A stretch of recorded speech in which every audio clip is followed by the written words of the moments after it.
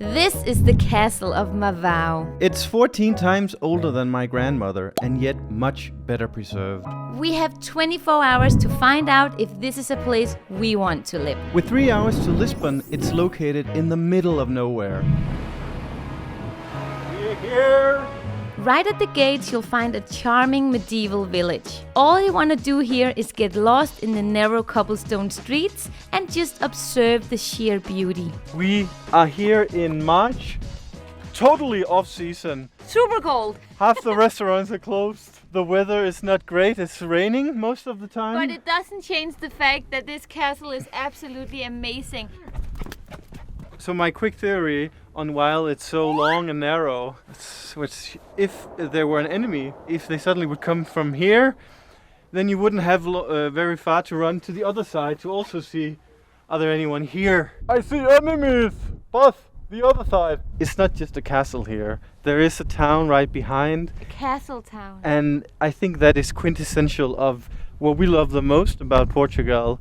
These little quaint towns. And you have Óbidos, you have Monserrat, but this one right here, Marvão, I think it might be my new favorite. So you might be wondering, where do you sleep in this castle? There is an actual house inside the castle walls, and we did try to break in, but with no luck. Fortunately, there is a charming old posada, and that's where we're staying. So we are staying at this cute posada Marvão, and this is our balcony. I hope tomorrow morning that we can have our morning coffee right here, and it's not raining. But let's check out our room, because it has some quirky features. 5 of them. Let's go. The first quirky feature is where Jon is sitting. I've never seen such a deep closet. This bed is as old as the town. This was back when men had very thin women. Or they loved them. I'm kidding. Or they just love their women and I love you.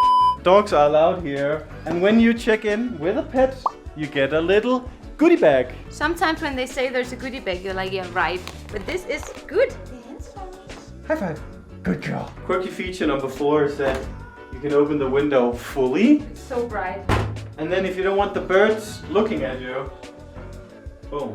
Wow. Quirky feature number 5 is this nightstand that actually is modernized, even though it's super old, so that you can turn off and on the light in the room from your bed. Wow. Do you think we're gonna need our sunglasses? I do not think we're gonna need our sunglasses, no. Quick advice, wear proper shoes, not Italian ballerinas. Imagine moving in on top here and you have to carry a bed or a bed frame or something on. You know, I had a friend when I was 17 and she was a bit older than me and she would always get new boyfriends.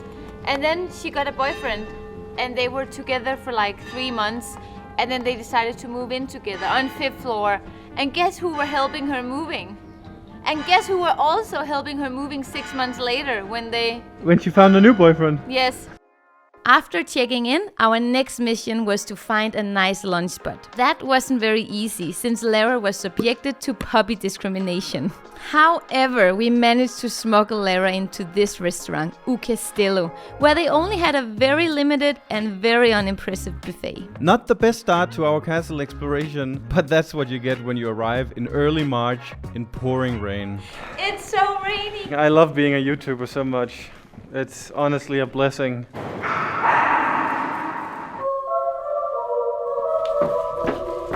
Isn't this lovely, guys?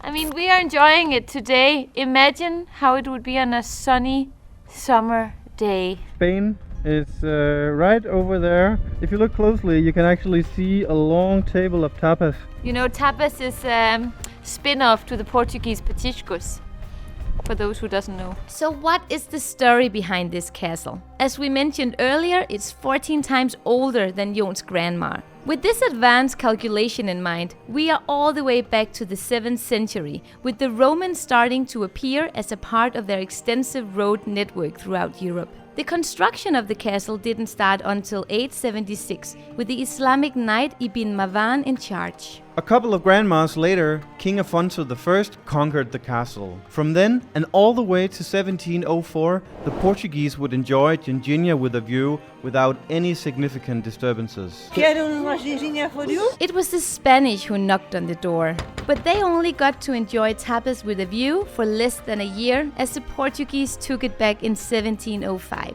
It really is impressive how well preserved this castle is. In our opinion, it tops even the marvelous castles of Montserrat and Óbidos.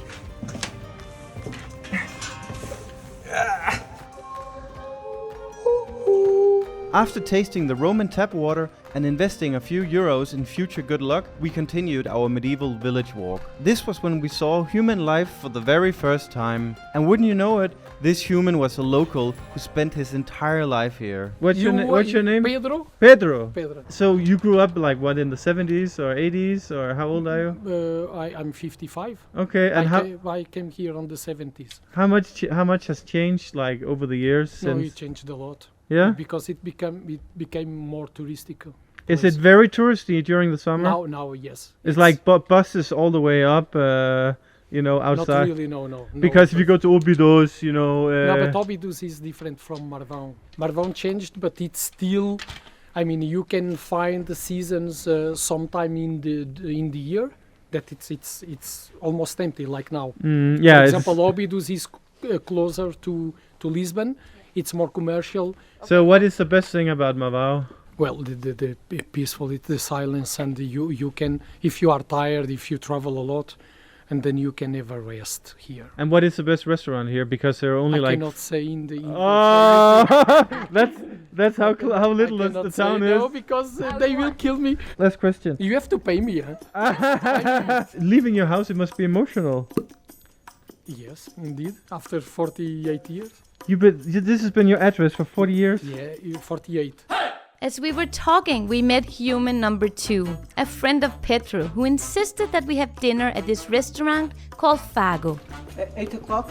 Yeah, perfect. It was still early though, so we decided to invest in some sugary happiness, including this pastel de castaña. This is the tasty pride of the castle town, and you must not deprive yourself of that experience. In fact, you shouldn't deprive yourself of any of these sugar jewels. 24 hours is probably not enough to determine whether or not we could live here permanently. But it's definitely enough to reach the conclusion that it's a magical place. It's like being in that movie Braveheart, but without our heads being chopped off. With its location, it really is the ultimate castle. It's easy to imagine how the Templar Knights were guarding the walls and eyeing the distance with ever-present anxiety of what might come. Today, the worst a local can spot in the distance is a busload of tourists with sandals and knee-high socks. But that's probably better than an angry mob of bows and arrows. You are on the tallest peak of this nature park, Serra di... Mamade. Yeah. Mamede.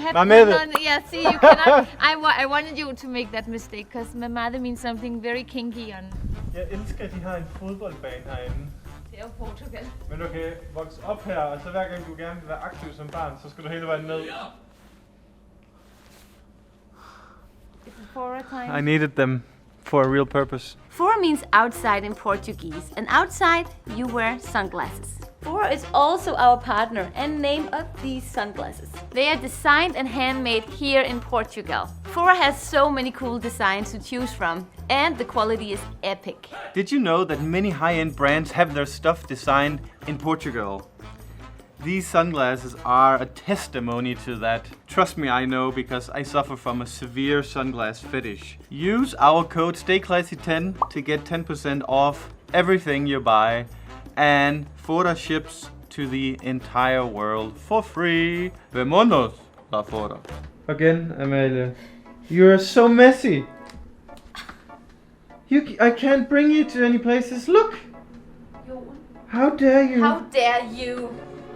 How Clean your room! So far, our castle life hasn't exactly been a gastronomic adventure, but we were hopeful that it was about to change. And it sure did. Wow! It was almost comical to find a restaurant like this here. Remember, we are in early March with virtually no other people here. There are barely any restaurants here, and yet this spaceship of a restaurant had landed. It's a fine dining experience, but everything is based on Portuguese dishes. All ingredients are also local and organic. Every day, these ingredients are handpicked from various local markets and farms. The menu changes all the time because of this, as the chef has to be creative when he sometimes can't get what he needs. And the chef is nobody. He has worked at Noma in Denmark. And in case you don't know, that's the world's best restaurant. It is fascinating that we sit within castle walls that are almost 1,000 years old, and then we're eating some amazing, creative, fine dining food. Oh my god, this is incredible. I'm blown away. I think this is my new favorite restaurant in Portugal. It's fantastic. Holy. After that incredible dinner last night, we had to put ourselves in a restraining order from the buffet here. But Amalie, we've spent 24 hours here in the castle. Yes. Could you live here? I could live here during the summer, I think, or as a vacation home. But to live here during the winter, when it's known to be quite rainy and dark, that is not good for my mood. I'm too reliant on the Totally agree. on the weather. But I mean, honestly, you would feel like a queen here. Thank you for watching. See you in the next video. It's gonna be amazing. See ya. The world is our oyster. Ciao. You better subscribe for the dedication of this